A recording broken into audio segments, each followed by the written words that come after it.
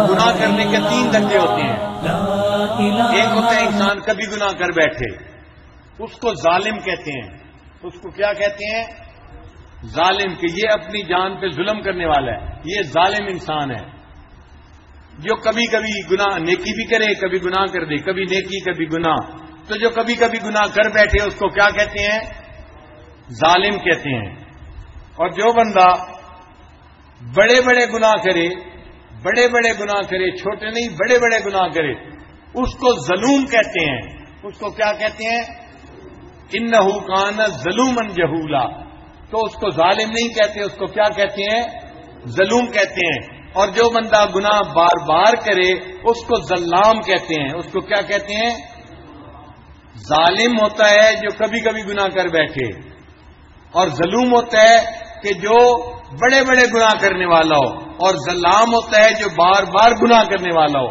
اللہ تعالیٰ نے بندے کے تینوں کیفیتوں کے مقابلے میں اپنے 3 نام رکھے. ایک نام اللہ کا ظالم کے مقابلے میں ہے، اس کو غافر کہتے ہیں کہ جو بندے گناہ کرے کبھی کبھی اللہ اس کے ان گناہوں کو معاف فرما دے. ایک ہے انسان کا نام ظلوم، اللہ نے اس کے بدلے اپنا نام غفور رکھا.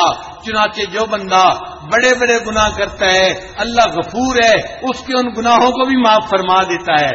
اور ایک بندے کا نام ہے ظلام، اس کے مقابلے میں اللہ رب العزت نے اپنا نام رکھا غفار. اے میرے بندے، تو اگر بار بار گناہ کرے گا میں بھی غفار ہوں، میں تیرے گناہوں کو بار بار معاف فرما دوں گا.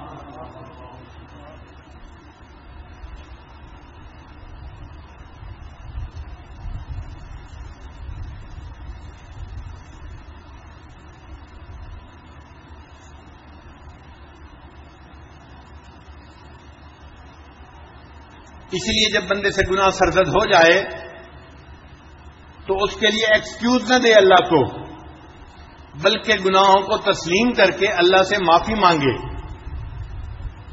ابو عثمان رحمت اللہ علیہ فرماتے ہیں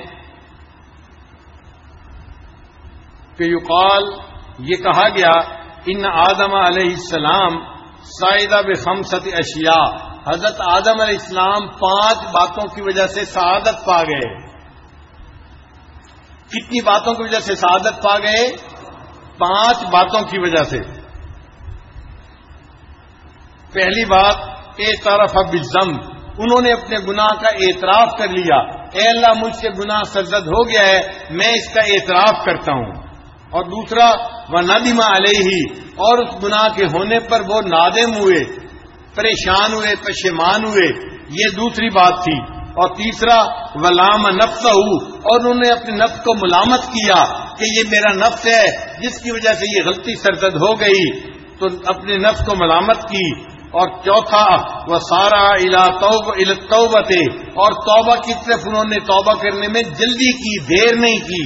اور 5ویں بات ولم یقنط من الرحمہ، اللہ کی رحمت سے وہ مایوس نہیں ہوئے. ان 5 باتوں کی وجہ سے اللہ نے ان کی بھول کو معاف کر دیا اور وہ سعادت پانے والوں میں شامل ہو گئے. شیطان نے بھی